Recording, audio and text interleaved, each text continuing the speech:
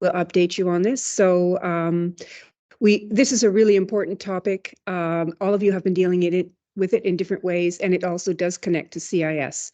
So we look forward. I look forward to the discussions this morning. Therese, over to you. Okay. Thank you so much, Sophia.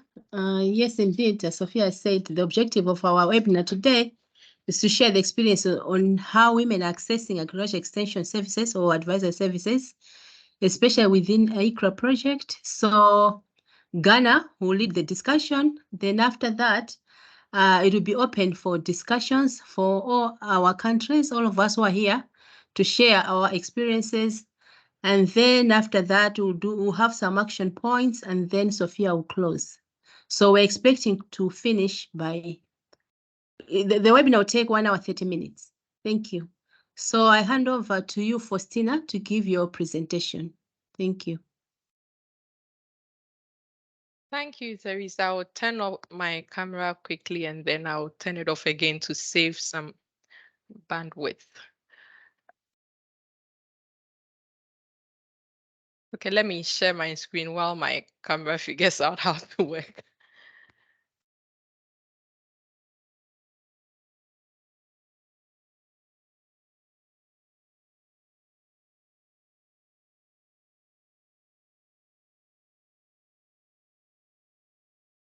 Can you all see my screen? Yes, yes, I can see it. Okay.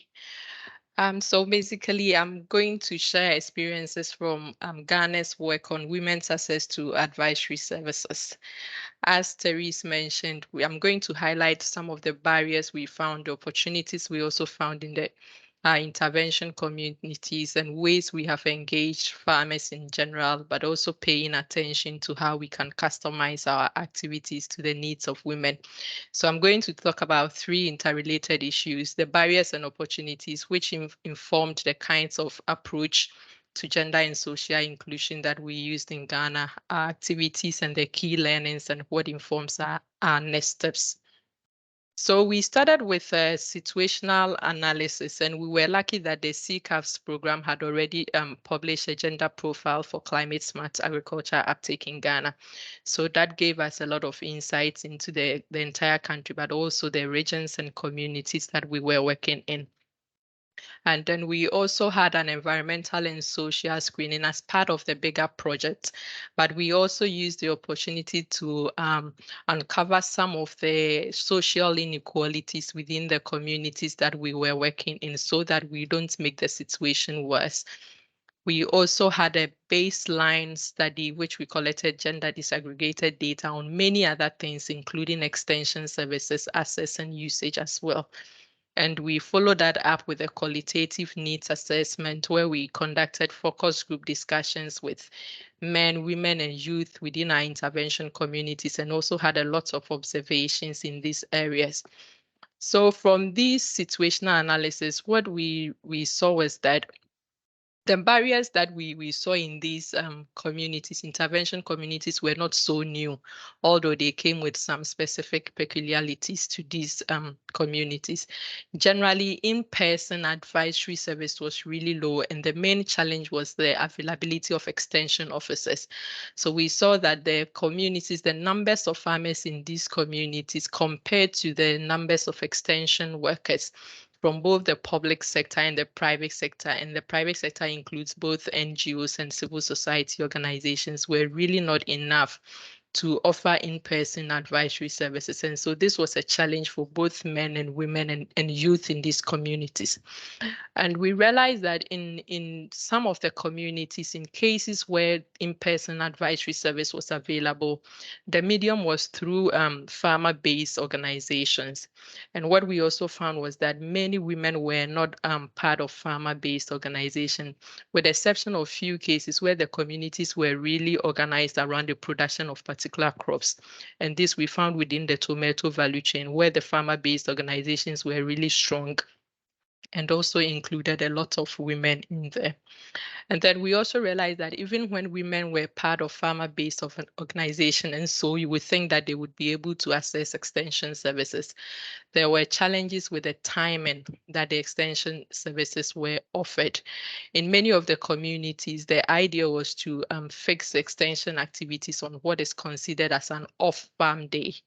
But usually these off-farm days also coincided with market days, and some of the social and cultural and religious events within those communities were also scheduled for those off-farm days. So even when it is thought that women would be available, they were not available because they would be going to the market or attending these social events. And so the timing was also a challenge for them. And then generally we saw that digital advisory services has come in to sort of bridge the gap that in-person advisory service is not able to take up. And in the digital advisory service, what we also realized was that the common medium was through mobile phone services or cell phone services. And in the communities that we are working in, cell phone penetration is really low. Some of the communities do not even have cell phone connectivity at all. So that was a challenge. And the few that had connectivity and who had access to cell phones were also further challenged by the format that was used. So the common format was to send an SMS, a text message, and then a few video and voice calls were also being used. Then there was also another challenge with the language that was used to give these advisory services. The ones that were available for a very long time has been in English language, and many of the communities we work in are people who understand best their local languages. And then there was also cost implications. These advisory services from digital platforms usually do not come for free. Some of them were charging around 5 cedis, which is like 50 cents per month for connecting to the advisory services. And that was a challenge for many of the communities that we worked in. And then even when farmers assess the services, there was also few financing opportunities to actually take up the practices from these advisory services if we require that they actually purchase some form of product. So we realized that the barriers were physical, there were economic barriers, there were also technological barriers.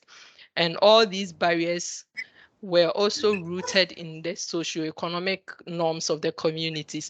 And because of the way socioeconomic norms structure gender relations, although all categories of farmers were facing these barriers, women farmers were facing these barriers more. And then younger women were even at a greater disadvantage because of the intersectionality of their age and their sex. But we also uncovered some opportunities in the area. We realized that, especially in the vegetable value chain, there was strong existence of strong farmer-based organizations. And we also saw a lot of farmer-based organizations in the old climate smart villages that AICCRA'S worked with. And then we also saw that women were fairly organized in many of the communities, although not necessarily farmer-based organizations, but there existed a lot of women groups and village savings and loans association groups, which women dominate.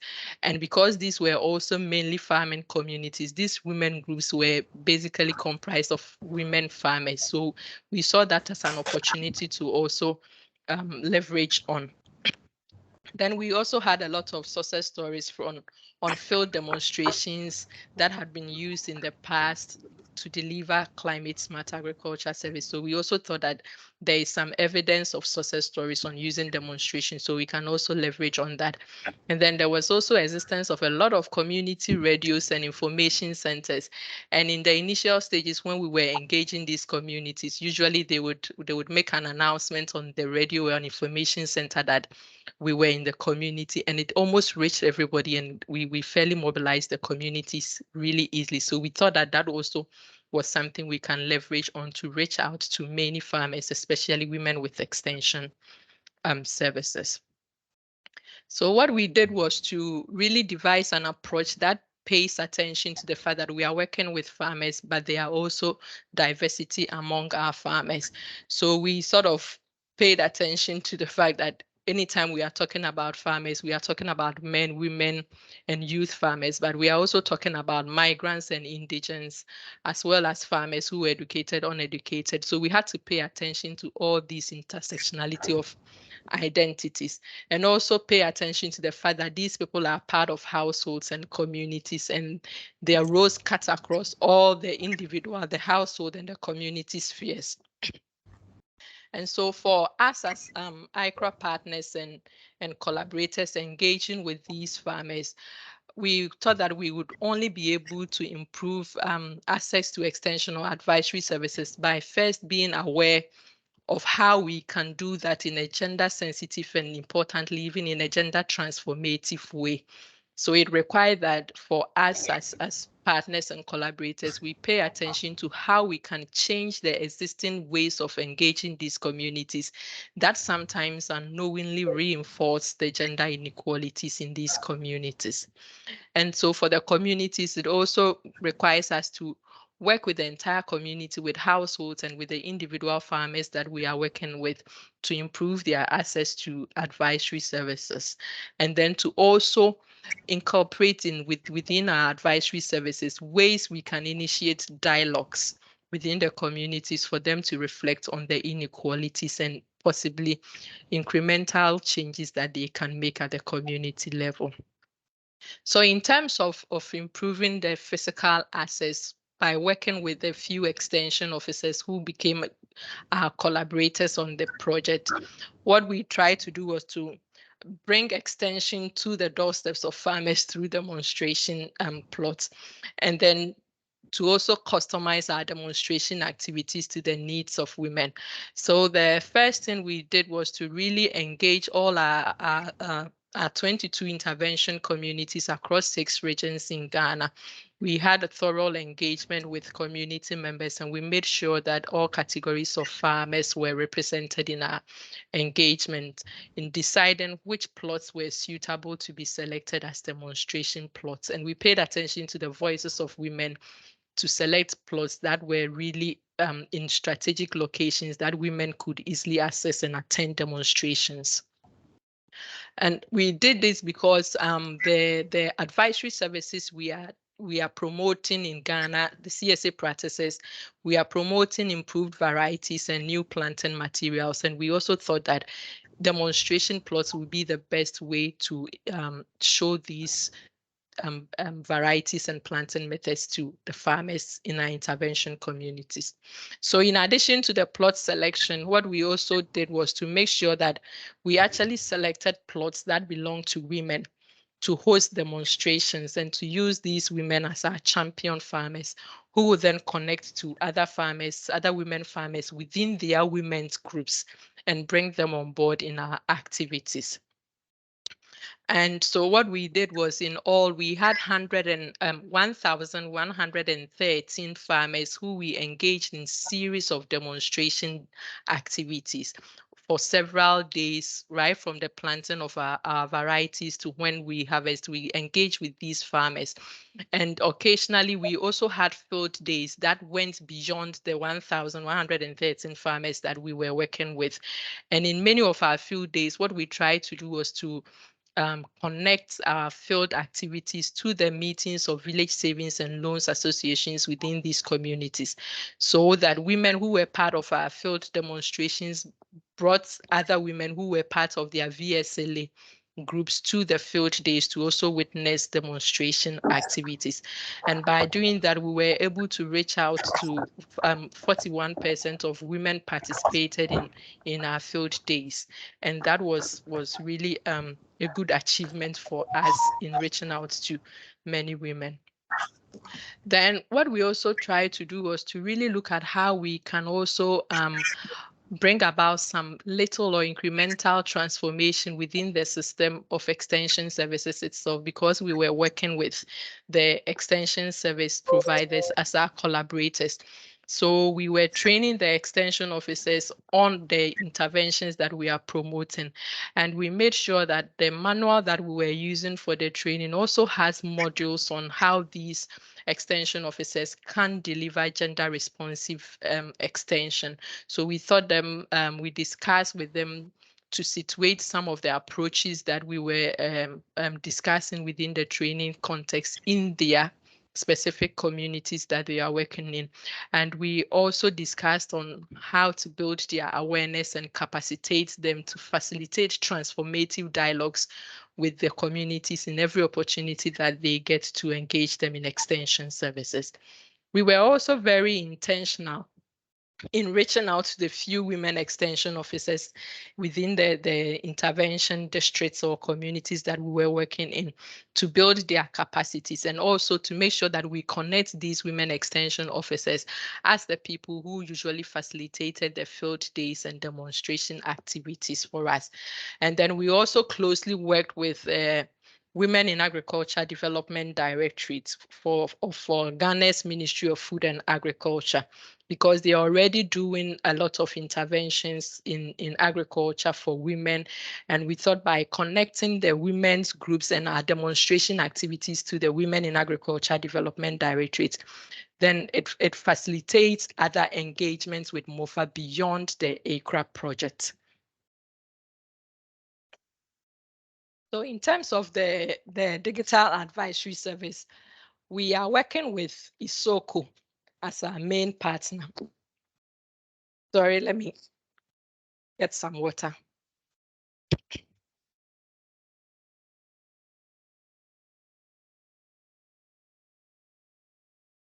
So we are working with AICCRA as our main partner. AICCRA was part of the AICCRA'S project, and AICCRA is still working with us. So what we did was to look at the challenges that we saw in the communities around digital advisory services. And so we developed content with AICCRA on the CSA practices that we are promoting, and the associated climate advisory climate information services that are needed, and to translate this content into local languages to disseminate through the AICCRA platform. So for the advisory services with AICCRA, we went beyond the 22 intervention communities that we are working in to also still engage the old AICCRA'S communities that AICCRA worked in. And by doing that, we were able to reach 256,000 farmers, and 37% of them were women farmers. And then we did a little study in these intervention communities in terms of CSA and CIS access, even when AICCRA was still delivering these things. And we realized that the voice message was really the preferred one and the one that many of the farmers were using. But there were still some substantial numbers of farmers that were still accessing these services through word of mouth. And we found that many of them did so because they still did not have access to cell phone connectivity. And so we came in with the usage of the community radio and information centers. And so we profiled all the community radios and information centers within our intervention communities and brought on board media personnel from these information centers into the AICCRA program to capacitate them on our interventions, and also how they can interpret and translate the climate information services and forecasting information that Ghana Meteorological Agency shares. So we trained them on this and connected them to the AICCRA platform as well as the Ghana Met platform. So they assessed these things and then disseminated this information through community radio. And by doing that, we had one of our amazing success story in one of the communities where women dominate with cowpea production, but for so many years, rainfalls would usually cease before women realized that they needed to harvest their cowpea. And so they will basically go to the river and fetch water to come and wet the ground so that the ground will be soft enough for them to pull the cowpeas for harvesting.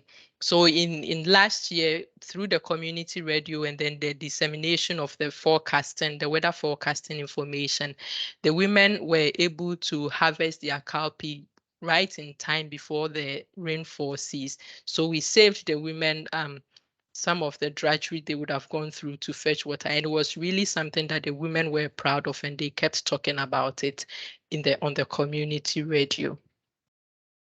So in terms of improving financial access, we saw that VSLA groups, the Women Village Savings and Loans groups were low-hanging fruits that we can use to offer a gender-sensitive agri-financing.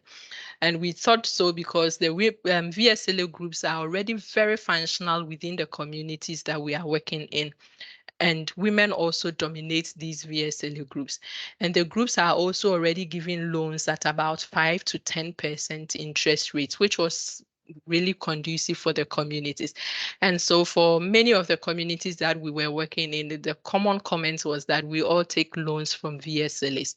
So what we did was to really pay attention to the functioning of the VSLAs and how we can leverage on it. And we had to study the VSLAs well because they were quite peculiar and specific to the context that they were in. We found that the main challenge with agri-financing through the VSLA is the fact that the VSLA capital is quite small because the capital base is mobilized from the savings that women put together. And because the capital base is small, the loans that women can actually take from the VSLA are really small. And we also realized that only a few loans were actually used for agri-financing. The bulk of the agri-financing is out of the VSLA system. But then a few women were also using the VSLA loans for agri-financing. So we started speaking with some of these VSLAs on how we can really leverage on it.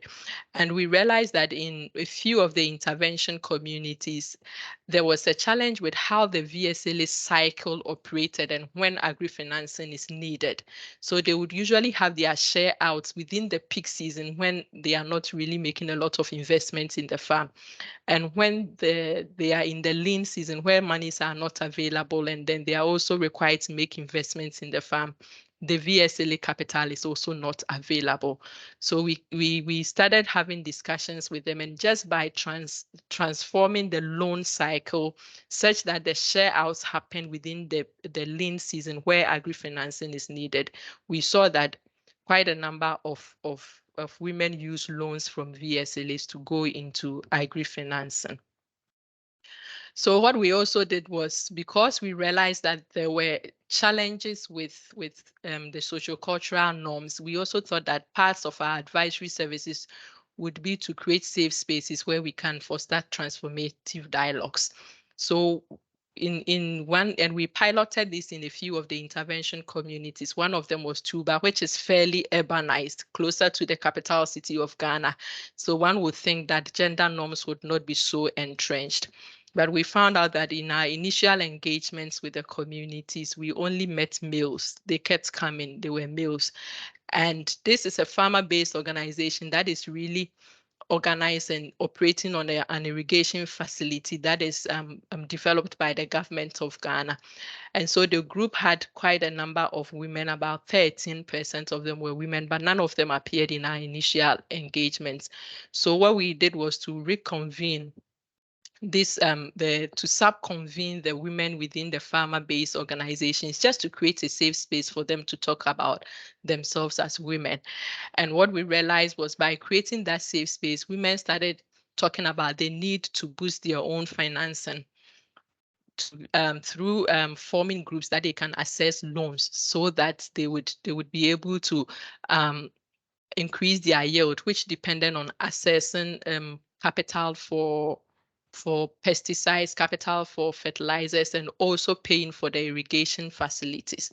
Then the women also started discussing the possibility of forming a subgroup to market their cucumbers. Now, this is a vegetable production enclave, and the FBO has an arrangement that markets the tomatoes and okra that is produced there. Many women also produce cucumber, but the FBO does not have a market arrangement for cucumber. So women thought that as a subgroup, they needed to discuss a way of selling their own cucumber. And interestingly, whilst they were discussing some of these issues, they thought that the best option is also to have an executive board amongst the women, and then to find a way where their grievances as women would be channeled to the larger FBO. And because of that, they started asking for representation within the FBO leadership. And AICCRA also facilitated transformative dialogue with the bigger FBO, such that women can have a representation in there. And by doing that, we realized that more women from the Tuba community started attending our events as a program or project. And not only did they attend, they were actually also bold enough to stand up and talk, a situation which was quite unrealistic in the initial stages that we started engaging with the community.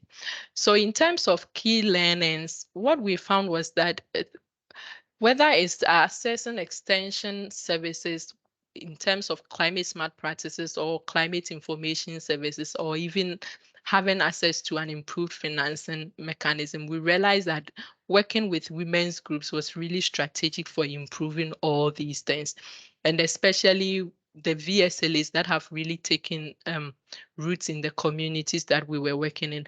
And then we also realized that throughout these interventions, the key thing is to be flexible enough and learn in context with these farmers. And that is how we are able to foster meaningful engagement that helps us to be able to customize some of the activities that we are doing to meet the peculiar needs of women. So as next steps, what we are doing right now as a cluster is to think of a VSLA plus approach.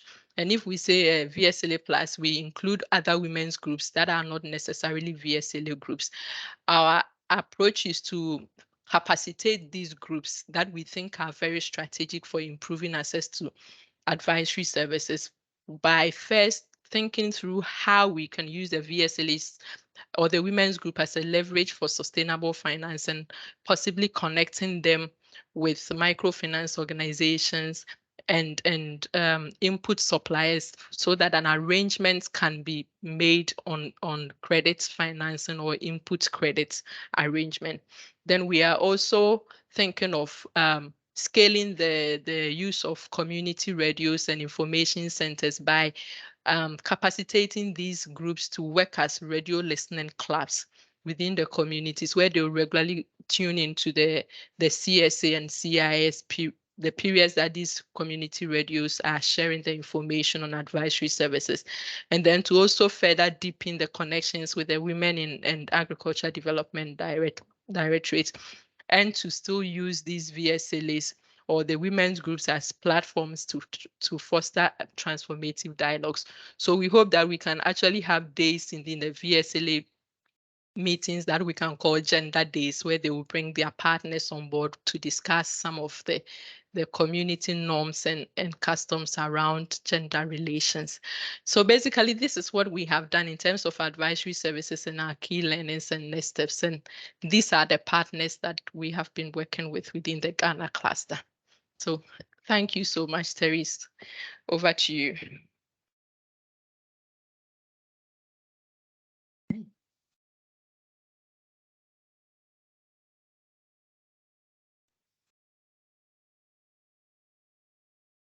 Thank you so much, Faustina, for the good presentation. You are doing a great job. We're doing a lot of things, and it's very good that we organized this webinar so that we could have to share these experiences. We have learned a lot from you. So I'll open up the floor for discussions. If people have any questions or areas that they want more clarification, but also we can share also the experiences that we are doing in our countries in terms of access to agriculture advisory services. We have this topic now, but we will also have it sometime in March, where Zambia also share their experiences. So Ghana has opened up, and then on access to advisory extension services, Zambia also give a presentation on the same.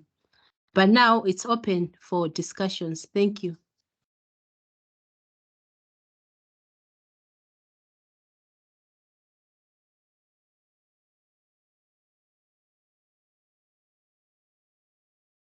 What people are thinking? Can I start with a question? Hello? Yes, Therese, please go ahead.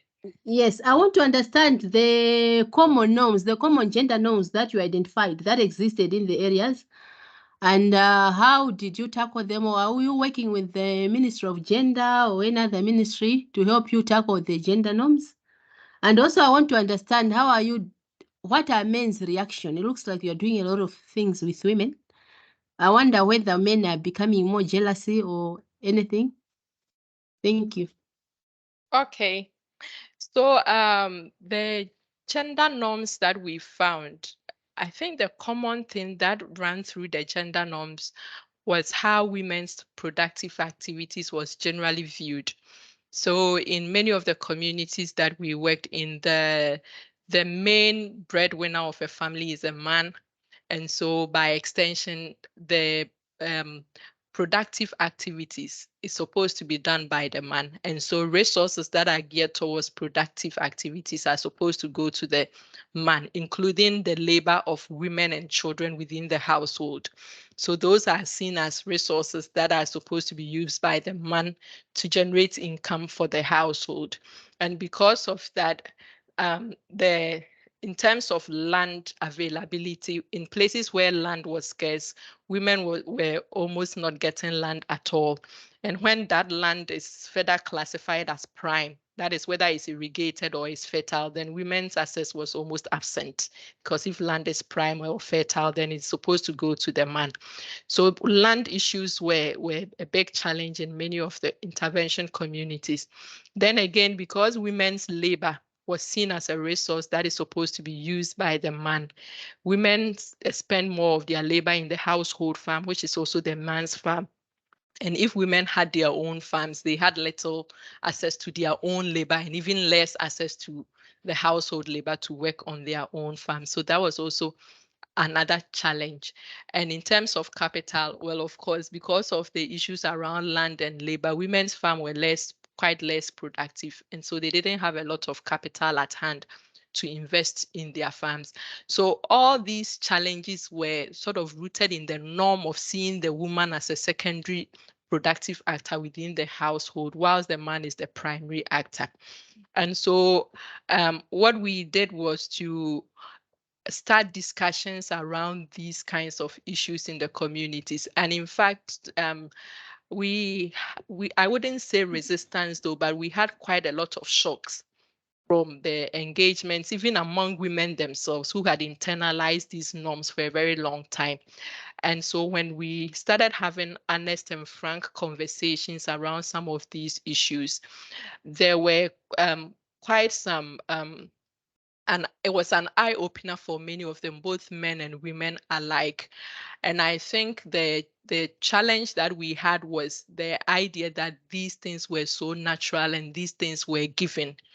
And so thinking about it as something that the society has constructed over the years. And so they can also start rethinking about it and deconstructing it and maybe reconstruct a new one was the challenge that we had. But I wouldn't say we had a lot of resistance, although because it looks fairly entrenched and it seemed like it's so natural to them, it requires a lot of engagement to start thinking about it, to even make the smallest of change around them. And in terms of working with the Ministry of Gender, we are not working directly with the Ministry of Gender, but the Women in Agriculture Development Directorate works closely with the Ministry of Gender. And so by bringing that directorate into the AICCRA program, we sort of also tap into the expertise and knowledge that comes from the Ministry of Gender.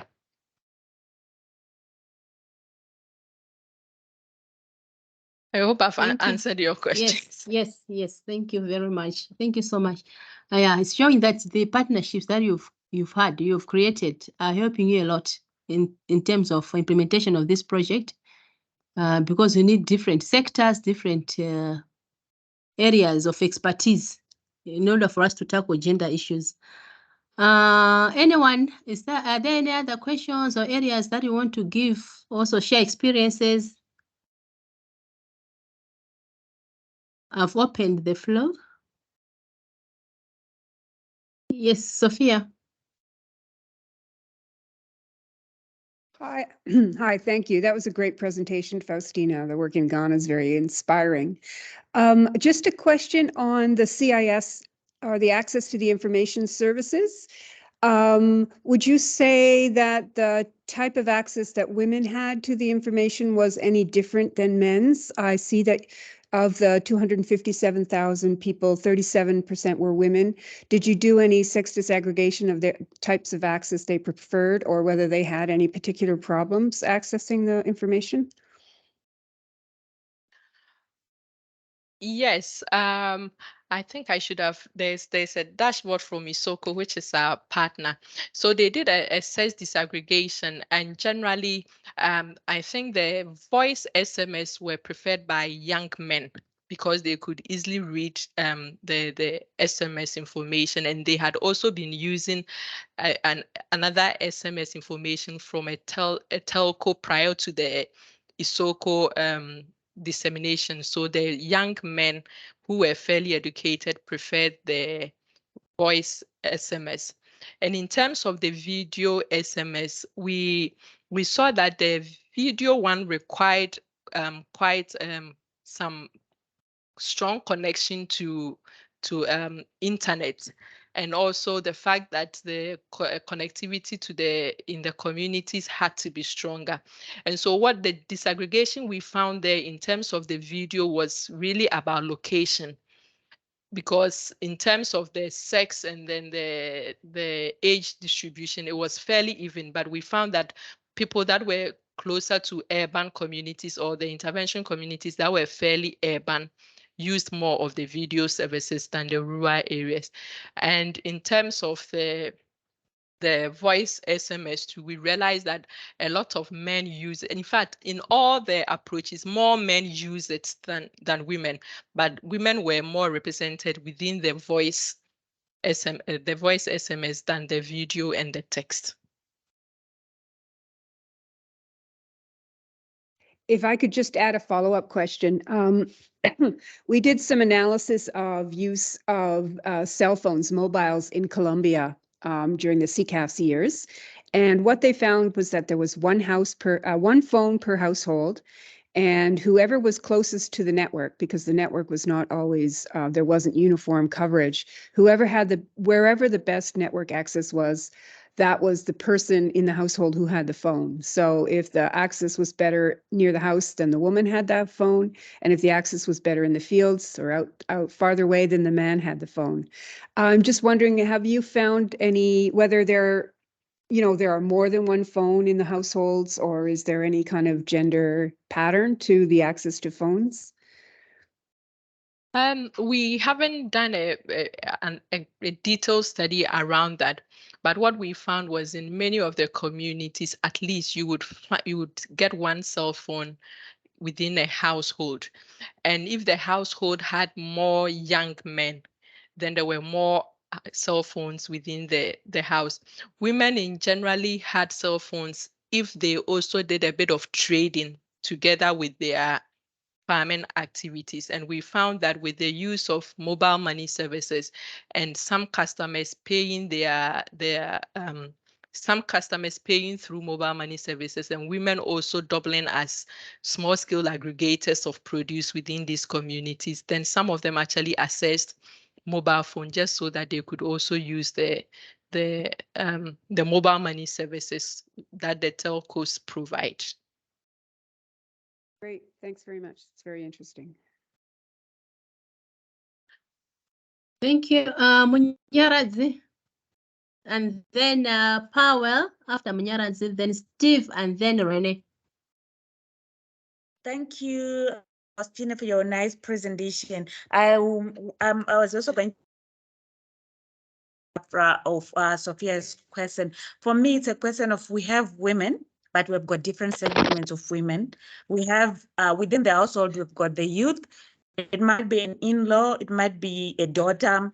We also have got a mother and a mother-in-law within we might have in the same household. In terms of access to information and also access to through different channels, which one is more accessible? I don't know the Ghana culture or the context to women of different categories. That's my question.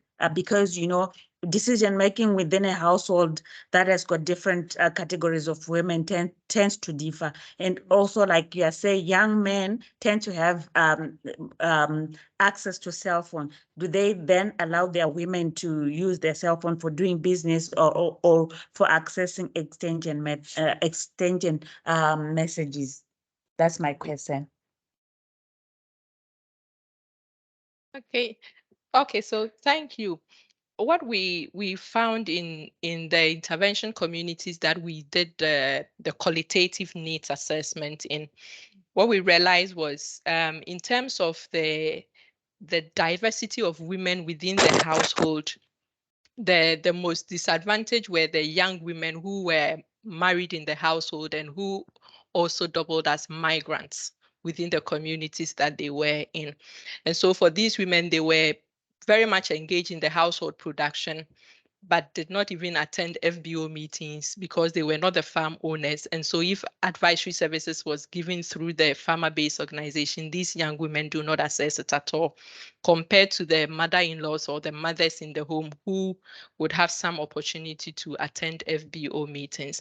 So the channel of advisory service that we found that reached almost all sections of women was when any information was announced on the community radio or information center, because these things were speakers, loudspeakers that were mounted at the middle of communities.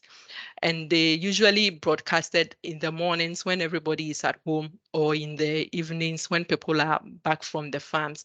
And so any information that was broadcasted through the community information center fairly reached almost everybody.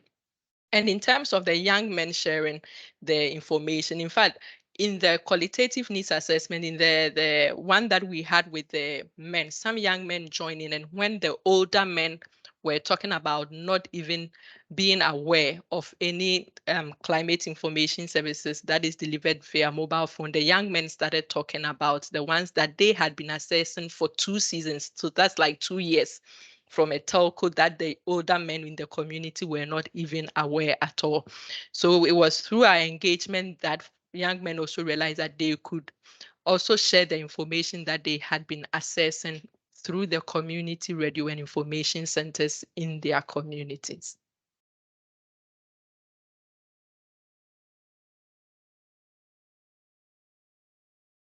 Okay, thank Thank you. you. Okay. Powell. Yeah, thank you, Teresa, for giving me this opportunity, and thank you, Faustina, for the nice presentation. I think I just joined, and I was privileged, I think, with Anna and the team. We looked at the baseline data, and there was, while we are writing the descriptives, we tried to segregate by gender. So I think most of the insights that Faustina is sharing are also reflected. They come out very clear in the descriptive statistics that we came up with. I think we have a report which engaged together after this. There are plus that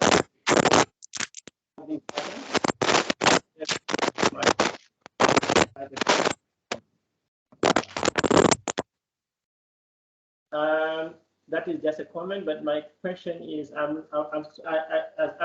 you're presenting, I'm struggling really to get what is really transformative in terms of gender, because you have given like 3 key data points. So the first one, you indicated that all the engaged farmers, 41% are women. Yes, 41% representation, and so what was really transformative on that? And then if we look at AICCRA, they have reached 37.4%. What has really changed? What is the baseline? And what are we comparing with? Are we saying there's a change, or this is what is usually done, like in terms of AICCRA? They're always like, because they're broadcasting and they reach recipients. Maybe it is how was this transformative? And also the other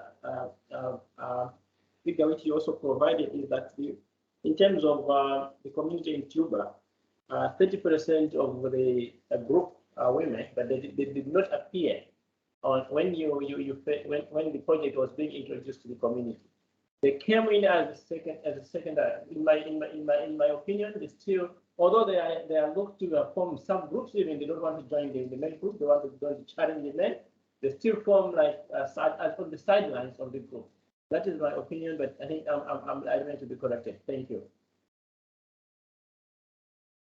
Great. So Power, thank you for sharing the insights and indeed for highlighting the reports. And indeed, we have reports from the baseline study that we did in Ghana. It's available. We also have a report from our situational analysis and how it informed our approach, which is also available. And then the activities that we have done so far, there's also a report on that.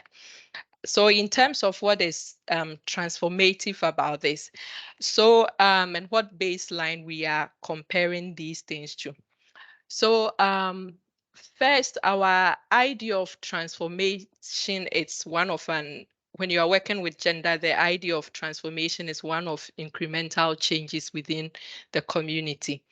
Because when we did the situational analysis, what we realized was how rooted some of these things are within the community. So the kinds of transformation we are looking at is the kinds of transformation that comes about through gradual processes and incremental changes. So in terms of AICCRA'S activity that you highlighted, yes, indeed, AICCRA has been delivering these things in the past. I think what AICCRA added to the AICCRA thing that is transformative is really developing the content based on what AICCRA is promoting as climate smart practices, and the fact that we are developing these content, the climate smart content together with the climate information services as a bundle. And so to deliver these bundles in the local languages that are also suited for the agroclimatic zones that we are working in. So this is quite transformative at the content level of what AICCRA is doing. And then also to deliver these to reach farmers in a voice SMS. That hitherto was mainly a text SMS, was something that was also transformative in the communities that we were working in.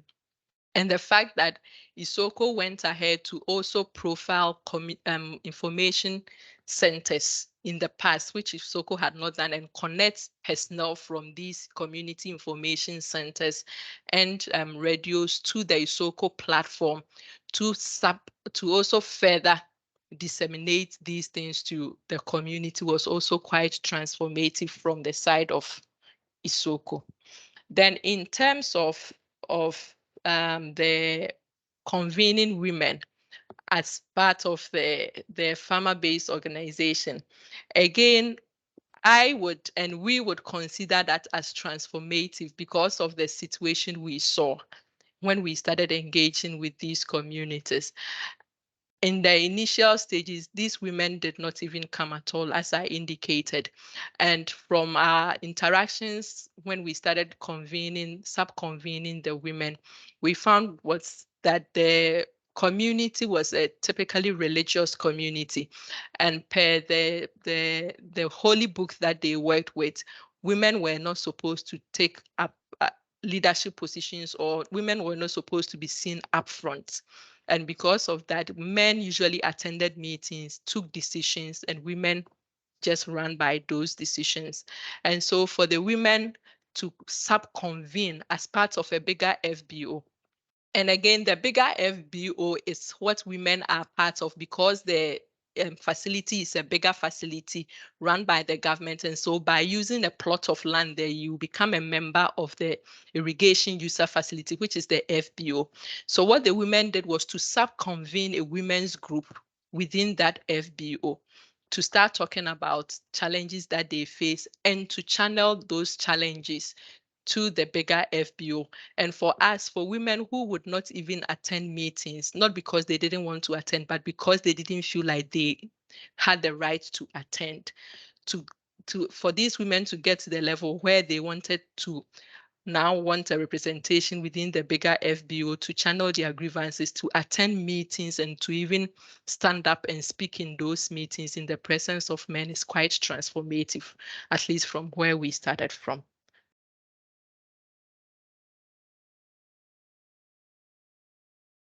Yeah, that is very clear that there's a lot of changes that have been made using the approaches that I've been using. Over to you, Stephen, and then Renee.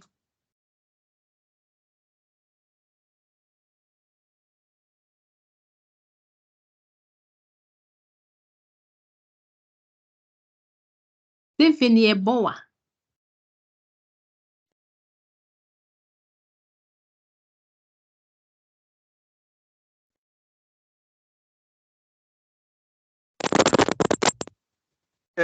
Good afternoon, Faustina and team.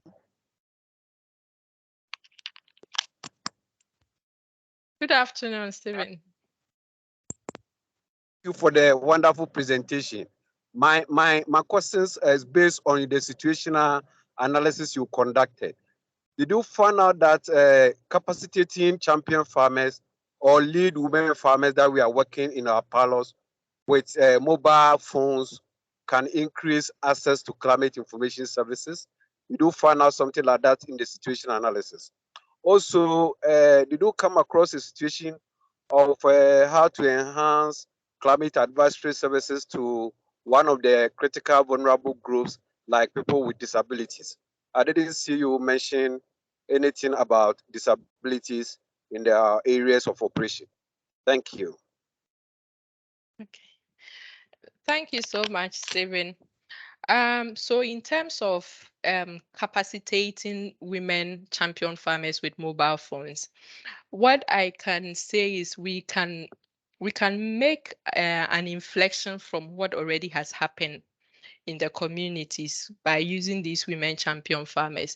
So far, the main way we have engaged with these women champion farmers is through the demonstration activities. And we have already seen the influence of these women farmers in bringing on board other farmers to our demonstrations and field days. We are yet to experiment, or we are yet to pilot capacitating these women with mobile phones, but looking at their experiences and the kinds of the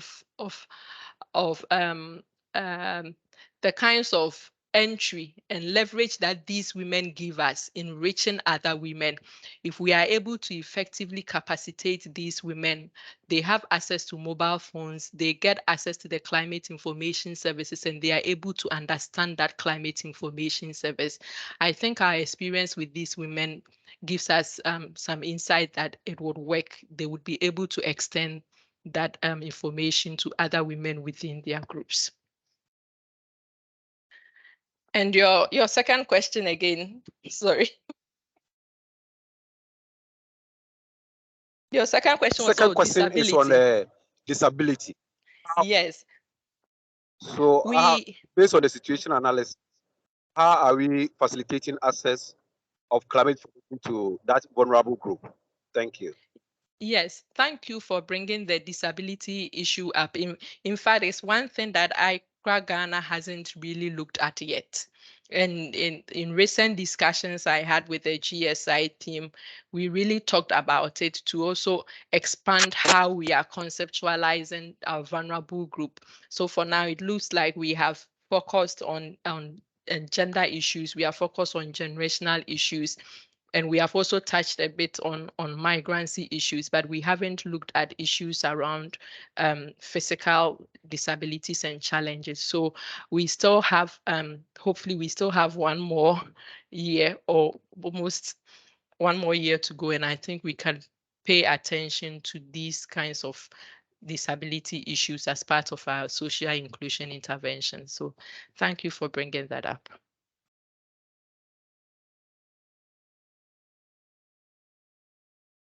Okay, thank you. Over to you, Renee. And then, Sophia, you have a follow-up? We start with Renee, then you will have your question. Sure, Renee, please. Hi, hello, thank you. That was a great presentation. It gave some really good insights, I think, and some ideas and inspirations for our work in Kenya. I just want to add a few comments. I think the VSLAs as entry points is a valuable they're a valuable way to approach working in some of the communities, and I appreciated even the sensitivity to the different groups when the payouts occur and how that may or may not work in terms of adopting some CSA or following up and implementing some activities based on CIS. So I think a kind of in-depth understanding or a context-specific VSLA approach is very useful. So I did appreciate that. I think one other question that I just had was about community radios that you touched upon, but then you also mentioned that they're broadcasted within the communities. Would you be able to add any more details on those? The community radios are something that existed maybe before AICCRA, or how did you work with partners in those kinds of community radio activities? Okay. If that, yeah. Okay. So thank you. So the community radio and community information centers are, let me say, two different kinds of entry points. So the community radio is a typical radio station, but usually set up at the district level or a cluster of communities within the district, with a main focus of championing development within a community. And the community information centers are relatively smaller, and you don't need a radio to tune into the community information center. Those are usually loudspeakers that are mounted within the community, smaller communities, to broadcast information. So the relationship between the community radios and the community information centers that already existed in some of the communities that we leverage on was the fact that the community radio has these community focused programs that they discuss issues concerning these communities. So the information center needs a radio to tune in to the community radio and broadcast it live within the community that they are working in. So by doing that, individual households do not necessarily tune in their radio to the community radio, or those who do not have radio still have an access to information on the community radio through the community information center. So what we did was to bring personnel from the community radios and some community information centers to become collaborators of the AICCRA project. And so they were part of our capacitation activities. So far, we have capacitated 71 personnel from these community radio and community information centers. So we have taken them through the modules that our extension officers have gone through. And then we have also taken them through how to access climate information services and how to actually interpret the graphs and the maps that is given by the Ghana Meteorological Agency, and then to explain this within their local languages and broadcast them on their community radios, which then the community information centers would also tap into it and broadcast it within the smaller communities. This is something we have done especially in our intervention communities in northern Ghana, and we are hoping that we would be able to scale it, because many of our intervention communities within the Middle Belt and in southern Ghana also have community information centers that we can really leverage on. So that is how we have been working with them. Thank you very much.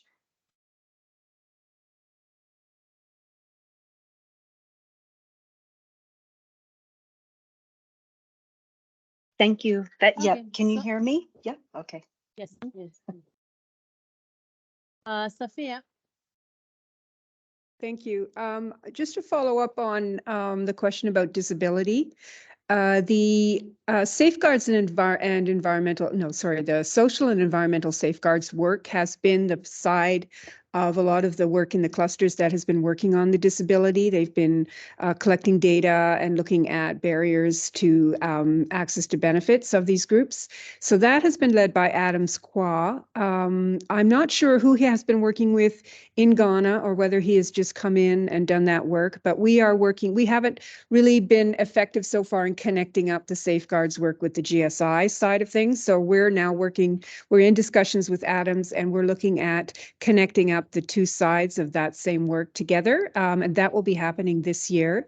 So I suggest actually that if you have questions about disability issues, data, and planning in Ghana, that you contact Adams and he may be able to help you. He will be speaking, I think, a little at one of our upcoming webinars as well. So, and also just for everyone to know, in the chat, I've been putting in some of the resources from the CCAF's experience in both the VSLAs and the community radio. Thanks.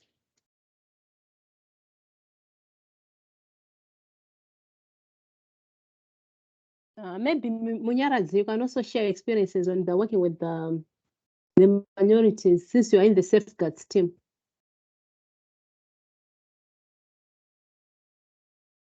Okay, Teresa.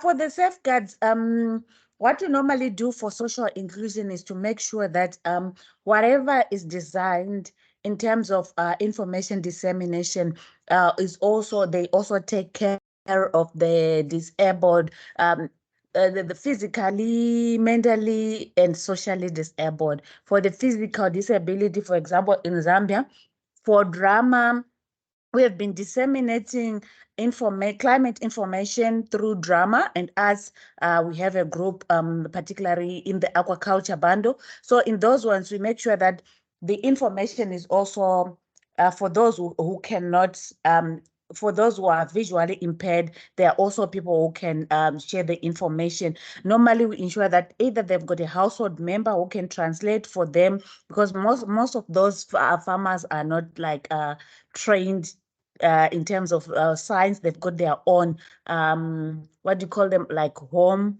customized sign language. So they normally move around with a family member who will help them translate. In the event of like radio or programs, then we have different translators, professional translators. So for the physical disability, we ensure that if it's in terms of access, they also have good access. The venue or the place of training is accessible to them. For those who are deaf, they normally, like if they're visually, then the demonstrations and they're able to read. So they're always provided with pamphlets or reading material depending on their circumstance. I hope I've answered you. Yes, you have. Thanks. I don't know if there are any other questions or areas that need clarification, or anyone who wants to share their experiences. If not, then I'll hand over to Sophia. Okay, well, thank you very much to everyone for participating. Thank you very much to Faustina and the Ghana team for sharing their work with us. And we're already sending messages back and forth about putting out an info note or something on these different approaches as well, not just in Ghana, but some of the extra the additional conversation from the rest of the group. So it's been really a great informative session. Really appreciate your interest and the fact that everyone is showing up and participating and really engaging with us. And I have to say, we have just published, this is the time to announce, I guess, the report of the Dakar gender meeting has been published. And, you know, it's really hard to find on the AICCRA website right now, because the AICCRA website is a little bit in kind of doing the annual report stuff and lots of new stuff on board. But in a minute, I will post the link to the chat. And we've also just published an info note on gender responsive CSA, the experience in sub-Saharan Africa with a focus on West Africa. So I'll pass it over to Therese, but it looks like a really exciting year so far, building on the results that we've had to date. We're just pulling together the annual report, and the list of activities on gender and the accomplishments in gender is really, really amazing. So congratulations to everyone. And we look forward to having a great year this year, talking about all of the interesting issues and concerns and opportunities and challenges that we have arising, that we've seen arising here. So Therese, over to you. Okay, thank you so much, Sophia. Yeah, thank you so much, colleagues, for participating in this webinar. We have turned up in good numbers. There was a time we reached 21. The next the list of the webinar series that we have on data collection and intersectionality. We wanted Kenya team to give us a webinar on that, but we'll discuss bilaterally with them, and also to know their availability. And another topic will be on women's participation in training sessions. And we were thinking that Zambia have done a great work on this, and then they can also give us their experiences through a webinar. And then gender dimensions and climate smart livestock systems. And for East Africa, led by Maren, with the Ethiopian team, also to give us a webinar. But we'll discuss bilaterally with each country team to get your availability so that we can make some announcements regarding the next webinar series. Thank you so much.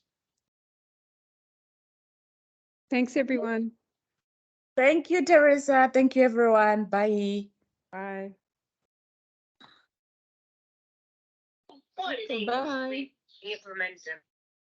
Bye, everyone. Bye.